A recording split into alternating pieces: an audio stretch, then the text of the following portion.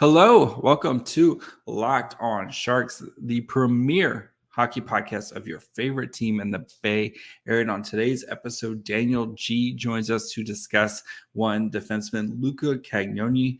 We talk about Cagnoni's where he kind of fits in this draft, his strengths, his weaknesses, and Daniel helps us try to sort through all these blue liners and where they fit in the draft. So, and which ones he likes the most at the end of the first, beginning of the second. So, all that and more on today's episode of Locked On Sharks. You're Locked On Sharks, your daily podcast on the San Jose Sharks. Part of the Locked On Podcast Network, your team every day.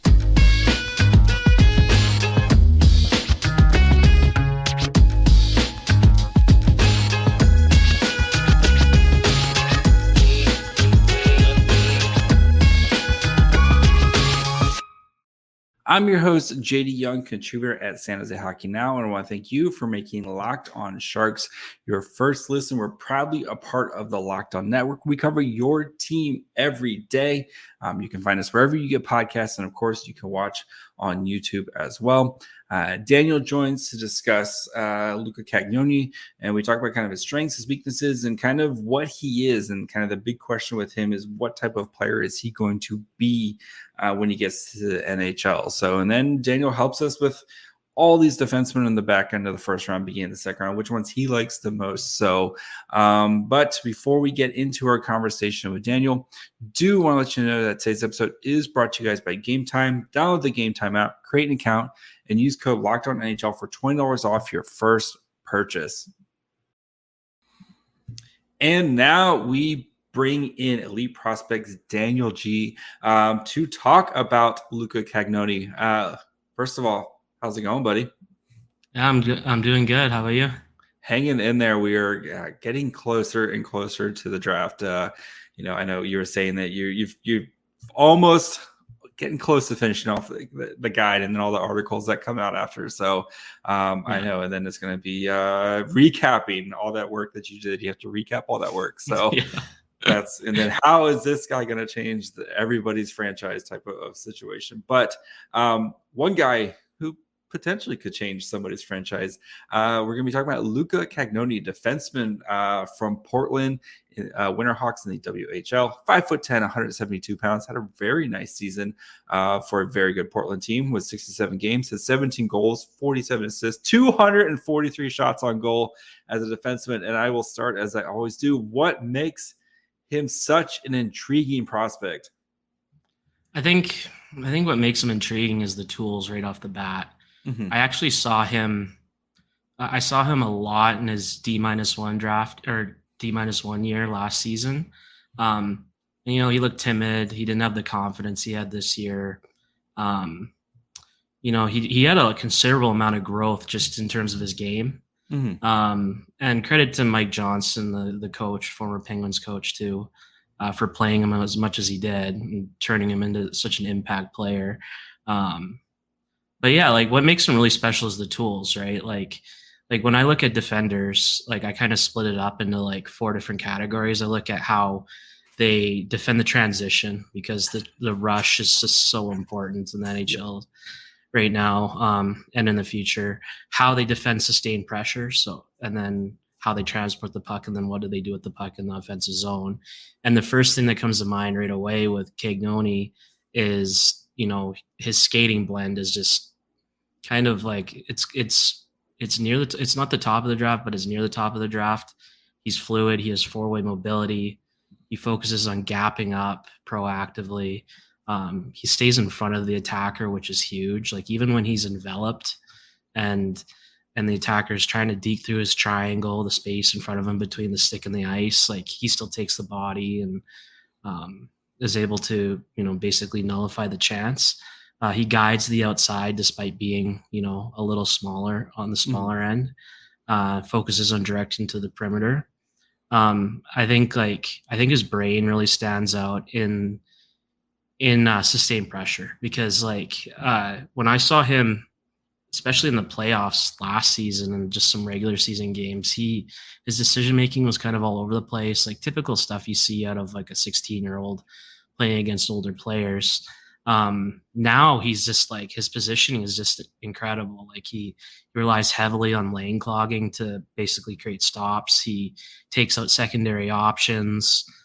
Because his positioning is so sound, he's always available to disrupt like downhill shots when the defenders or forwards activate downhill.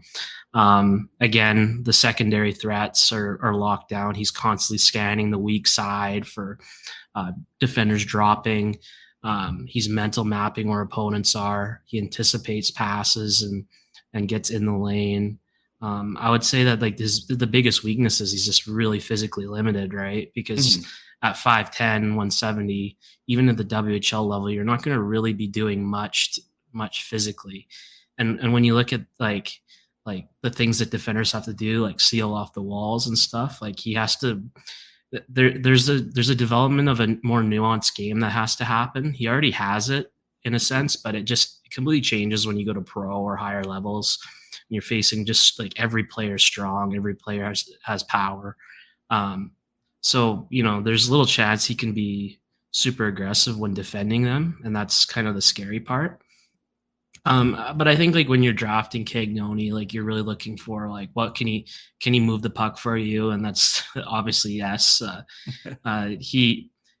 So like what we look for at elite prospects is like how much a player is manipulating when they're going back and picking up a puck, like for a puck retrieval. And while he's not a manipulator at all, he kind of just leverages his like crazy mobility just to skate forechecking pressure. And once he gets rolling, like he beats F1 super easily with handles and edge blending, and it just blows up the ice really. Like he layers deception. He'll scan, then he'll punch turn, then he'll reverse the other way, tricking opponents.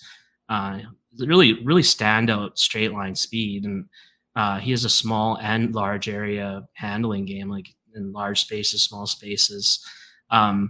It's kind of hilarious at the WHL level. Like players will fly at him with poke checks, and he just sidesteps them, makes them look silly. The other thing that he does is he's really inside focused. So he attacks the middle of the ice. He lets his wingers kind of attack down the flanks, and he's really good at just distributing off of his backhand, his forehand. Like I watched him today a couple times, and he was just like popping backhand saucer passes over a layer to a guy that's driving on the outside wing. And then he doesn't stop. He'll either try to get behind the defense so he can, have a break, or he drives the defenders back so much that there's all the space opened up, right? Like in one play I saw, he dropped it to a trailer and he had basically the whole offensive zone to walk in and shoot. There's delay elements, which is super important for the NHL game. So instead of just running the puck into the sideboards or running the puck in the corner and getting enveloped, he'll stop up, scan an option, pass off, that type of thing. And obviously his breakouts are really, really good. He's always in motion, so he never gets picked off. He connects across two lines, bank it off the boards, etc. The big thing that a lot of the scouts at elite prospects like about Cagnoni is his activation in the offensive zone. So what he'll do is he's always dropping down on the weak side, just waiting backdoor for a pass or a rebound or something like that. And it creates a lot of offensive opportunities for him. A lot of his goals that I seen, he scored that way, especially up here in PG. Like he's an activator on pucks. So if he sees a little bit of room, he'll attack right down the wing and fire a shot off. And he constantly moves pucks off the boards into the middle of the ice, which is what you want from an offensive defender. You don't want him taking perimeter shots where there's a low percentage of anything happening. I wouldn't say it's interesting he's had all the shots there. I wouldn't say he's like a really good shooting threat. He lacks power, right? His arms are really compressed against his body. Mainly what you see is just low tippable shots on net, looking for redirects. He has trouble reining precision in and that type of thing. All right, guys, before we continue with Daniel, we kind of talk about why Luca Cagnoni is kind of in this back end of the first round, being the second round, and kind of what type of player he's going to be and why that's kind of the big question mark for him is, just trying to figure out what he's going to be when he becomes an NHL player. Do want to take a quick break, talk to you guys about our friends over at Gametime. If you're going out, want to enjoy some events this summer, especially, the Giants, maybe you're going to some concerts, maybe you want to go catch a comedy show or the theater. Now is the time to do so, and Gametime makes it super easy and super just convenient for you. They have killer deals on last minute tickets and their best price guarantee, so you can stop stressing over tickets and start getting hyped for the fun you'll have. They have amazing flash deals on last minute tickets, so if you're not a big planner and you're just like, hey, I want to go to a Giants game this afternoon, go see Casey Schmidt, just crush home runs. Gametime comes in. They have easy to find and buy tickets for every kind of event in your area and the lowest price guaranteed. They also have event cancellation protection or job loss protection, so in case something comes up. Also, my favorite thing is the pictures. You actually see your seats from the phone, because there's nothing worse than buying tickets and then you get there and you realize you have terrible seats. You don't have to worry about that with Gametime. You can buy tickets in a matter of seconds with 2 taps and you're set. They're sent directly to your phone. You don't have to dig through emails, which I appreciate a lot. Download the Gametime app, create an account, and use code LOCKEDONNHL for $20 off your first purchase. Again, terms apply. Create an account and redeem code LOCKEDONNHL for $20 off. Download Gametime today. Last minute tickets, lowest price guaranteed. All right. So you mentioned a lot of stuff with him, and you talked about his skating, which seems like kind of skating and his brains are kind of sound like they're his 2 best qualities, right? With him. So are those his most translatable skills, you would say, as he continues to kind of progress and then, becomes a professional, AHL, NHL, all that fun stuff? Is that what's going to kind of push him forward, is just his high-end skating and how well he thinks the game? Yeah, I would say that it's really a blend of how everything comes together, right? He's weight shifting through his crossovers. He's able to handle past the threat. I would say that I don't think he's an exceptionally high level thinker. He creates advantages like crazy, but I wouldn't say it's to the level of when you're looking at the handful of defenders that make a huge impact in the NHL through activation. You're looking at Carlson and Hughes and Makar. It's not that level. And I think when you and that's the biggest issue with Cagnoni's profile in general is what is he going to be in the NHL? Okay. If he's on a team with one of those guys, is he going to get any power play minutes? Those guys are going to monopolize all the time. His projection is probably closer to a second pairing guy. So you're going to have this kind of transition offensive defender in a second pairing role. Is a coach going to allow him to flex his tools and activate when they already have that happening at such a high level on another pairing? I don't know, right? And then his size, right? You remove the offensive tools, so he's not getting those open space power play minutes and everything. And what do you have? You have a defender who won't be able to physically engage, so he'll have to defend kind of like how Quinn Hughes defends, which is just a lot of stick work and trying to leverage lower center of gravity and evasion and that type of thing. And you have to be pretty proficient. Even players like him have a lot of issues learning to fend off the bigger NHLers. So that's that was going to be my next question, is other than his size, right, is kind of what, we know he's 5'10". That's just what he's going to be. Other than that, his major weaknesses, you mentioned his shot isn't anything special, but it's just going to be kind of that adaptability of, again, what are you when you come into the NHL? Yeah, and I do think it's good that we saw such a massive level of growth from him from D-1 to draft year, because it shows just he understands how to improve himself. I think if you're looking for an NHL comp, which comps are always tough. They're tough, yeah. If you're looking for an NHL comp, you think Samuel Girard on Colorado, very similar players, not only in stature but how they play the game. And Sam Girard, you can kind of when you watch the Avalanche, you kind of go Like this guy, like he's not getting the opportunities that like a Cale Makar is getting, and I think that's kind of like because they have Cale Makar, right? Yeah, because he's just better, right? Yeah. And that's kind of the thing, right? Like maybe if Cagnoni's on like a weaker team that doesn't have that offensive punch, maybe he gets those minutes, but that's the biggest concern with him. I do think there's a ton of positives though, right? The tools, the brain, kind of mixing together to create this like transition guy that's already starting to develop habits to defend better with his size and be more adaptable to the NHL level. I won't spoil our rankings, but he is the highest ranked WHLer defender for our final board. Like the scouts, like our WHL guy and the crossover, they just really like his brain. There was concerns like translatability, projectability, like what is he, and the risk behind that. But when we kind of came to the conclusion that the tools and the skill blending is just too good to rank him lower than where we're putting him. And I won't spoil the spot, but it's basically at the top of the second round, around there, where we're going to rank him. Okay. Yeah. I mean, because we'll talk about a lot of these defenders here in a minute.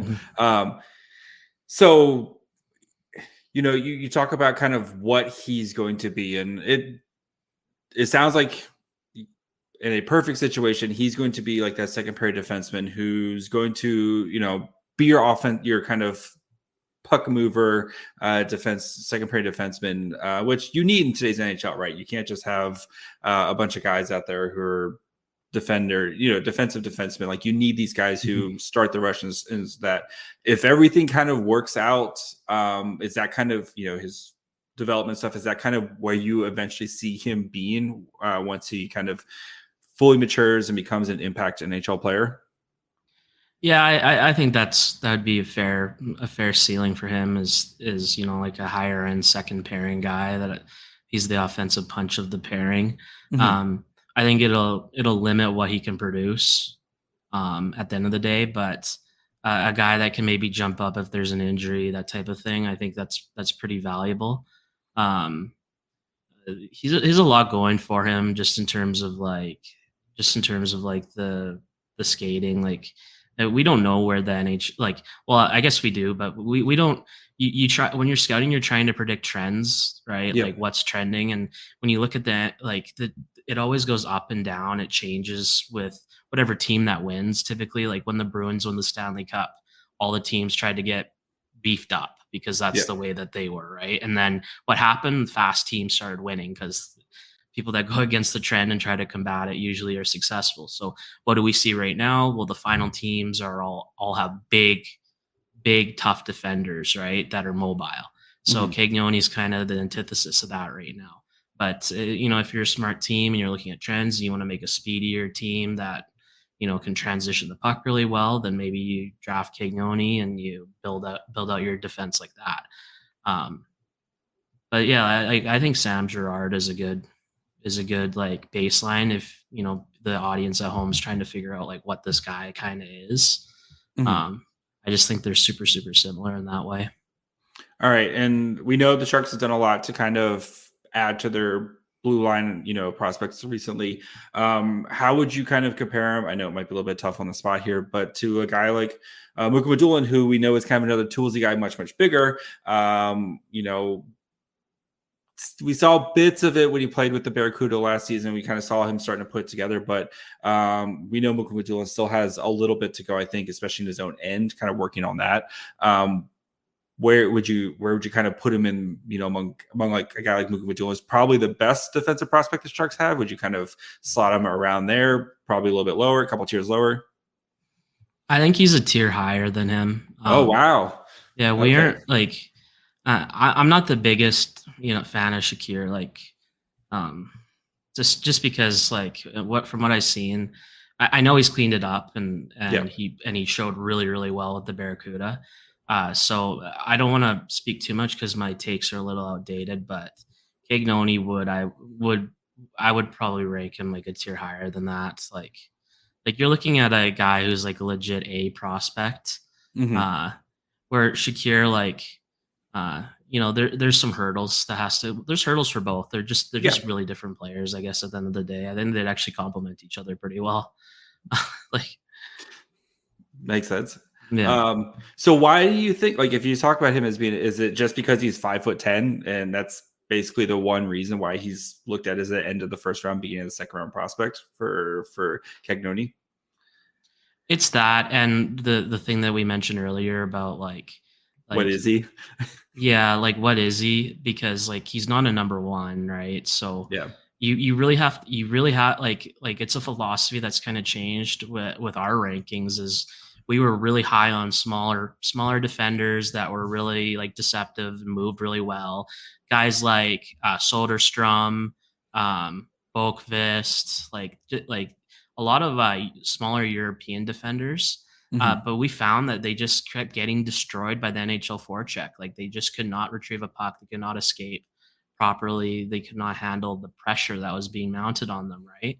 And then when you sit back and you look at, like, what are the defenders that have free reins to do things? Like, you're looking at Carlson, Hughes, Makar, Fox, Heiskanen, and maybe a couple others, right? It's the rest of the defenders. Of the crop. Yeah, the rest of the defenders have to play within a system, right? Yep. Like, and NHL coaches are kind of stingy like that. Maybe it'll change with, a newer crop of coaches coming in, but you never. You and I both know that's like, a lot. It's probably not right. So, also, new coaches coming in. Come on, they just hired the same 6 guys. Yeah, yeah.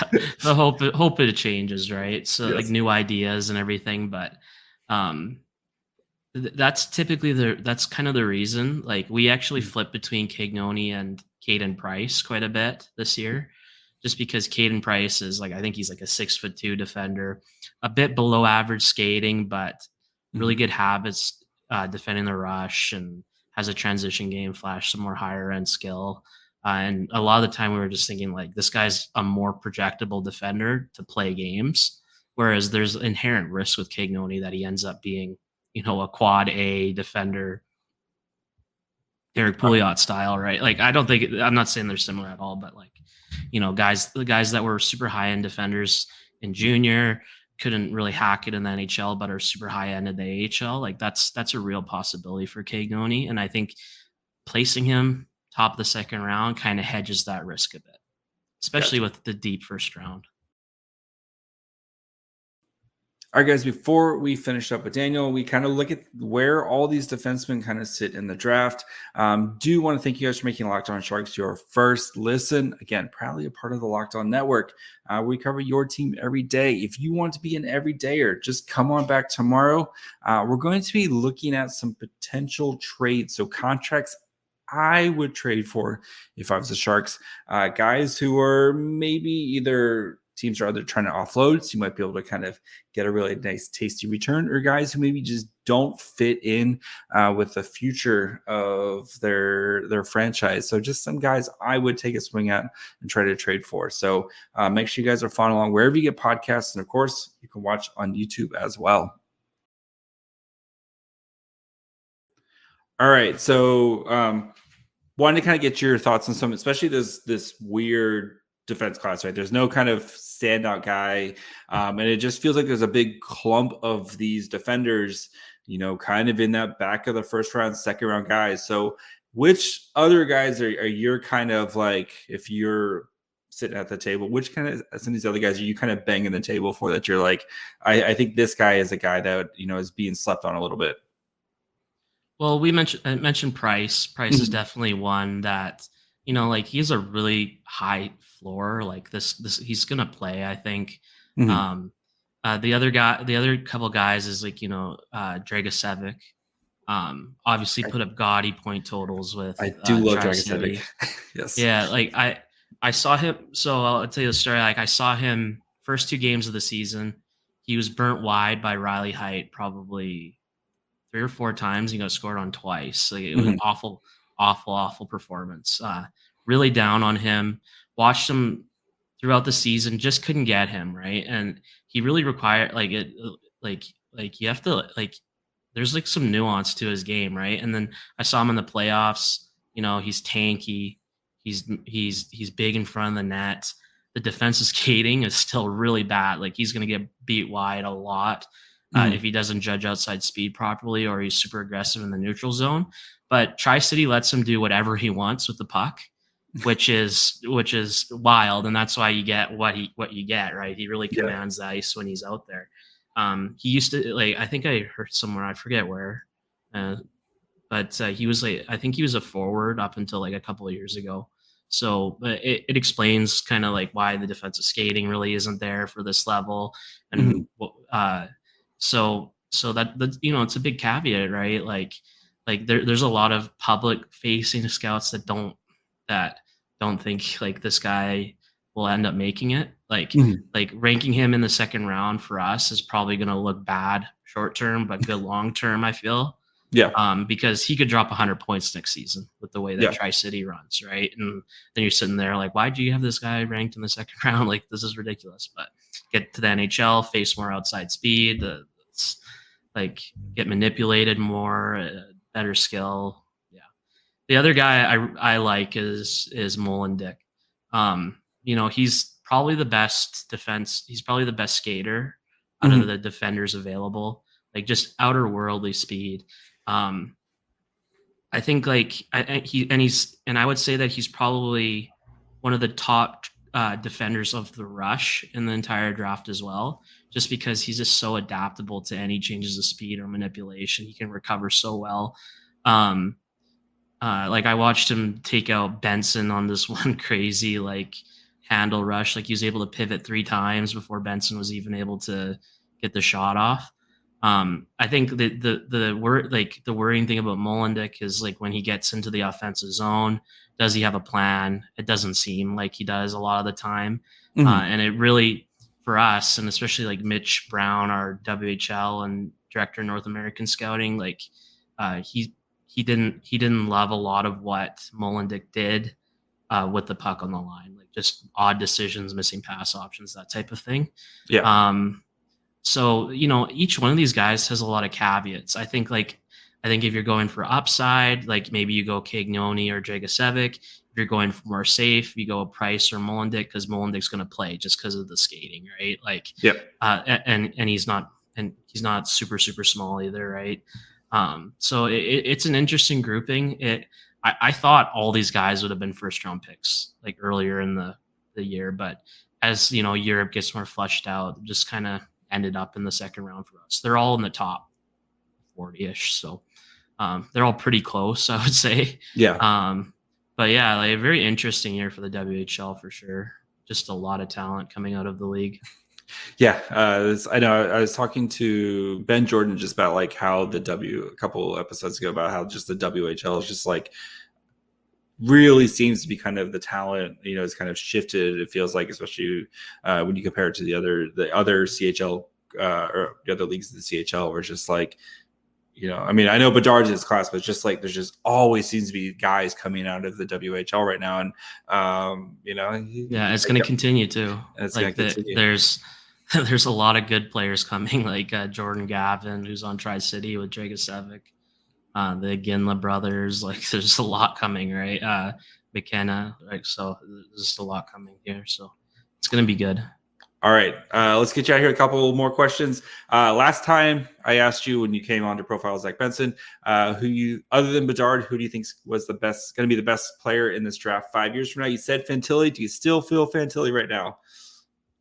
Yeah, I think it's still Fantilli, but you know, like for me, Carlson's pretty close. Like you see what I watched him a bunch this year, but then you see him with like Lucas Raymond, like skilled NHLers, and he's just connecting plays so well with them. It's like this guy's going to be a serious problem very quickly. And then, you know, Michkov's going to drop, but like the upside is like absolutely enormous.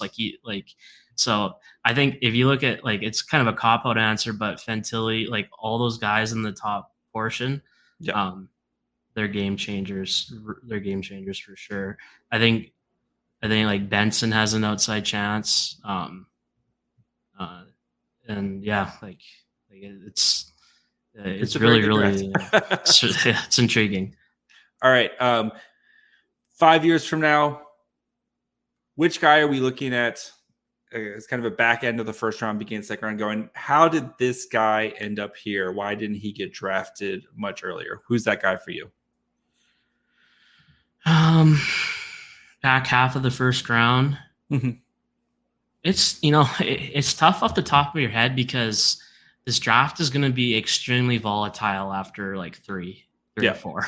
Like, believe me, whoever's sitting at 4 is just. Yeah, it's an it seems like the Habs are always in an inflection point of the draft where their decision, you're looking at like Kotkaniemi and then Shane Wright, Slavkovsky. They're always in an inflection point. So I don't know. Like it's tough. Like I really like Cagnoni. Like I think he could surprise some people. I think just looking at my list, I think Andrew Cristall is going to drop quite a bit just because he's small. Yeah, he's small and he's really poor skater. But you look at his his sense, and when he's on, he's like one of the most dominant players in the WHL with his playmaking. Like it is absurd. I think he's going to go late first, second round potentially, just because of all those factors, and that could look really good down the line if he cleans up his stride a bit and learns to be a little more adaptable in the rush, gets rid of the inefficiency in his game. I think another guy is William Whitelaw.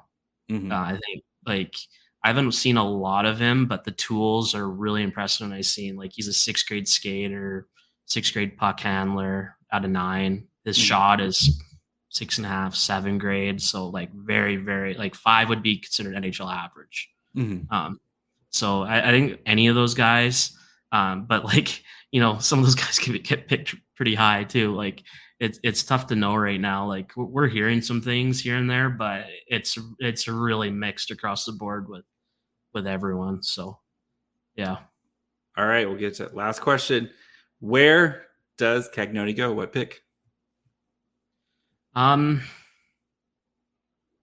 think he goes with one of the first picks of the second round, 30, 34, 35 maybe. That would be the Blue Jackets or the Blackhawks. So yeah, like I said earlier, I think it hedges the risk of his physical profile while also valuing a lot of the tools he brings. I could see him slipping into the end of the first round too. Defenders always go higher than what they than where they kind of should.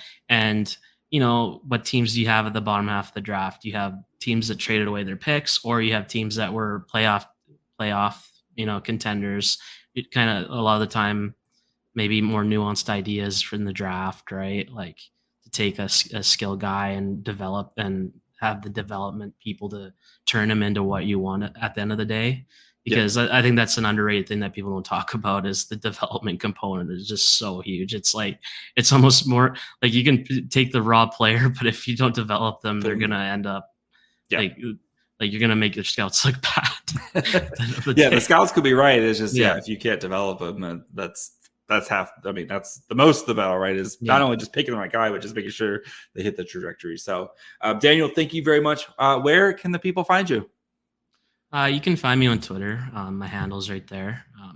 We posted a lot of draft stuff coming up. Did a lot of crossover work, so I watched everyone, but I watched a lot of kind of the lower leverage leagues like the BCHL and Minnesota and Massachusetts prep hockey. So kind of obscure players, but it's always interesting on draft day to know about these obscure guys. So we'll also have our draft guide coming out in June at some point, start of June. So look out for that. It only costs a EP sub. It's well worth it. It's going to be a massive guide.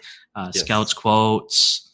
We're getting quotes on every player. We have analytics, game reports that we all wrote during the season. A condensed page.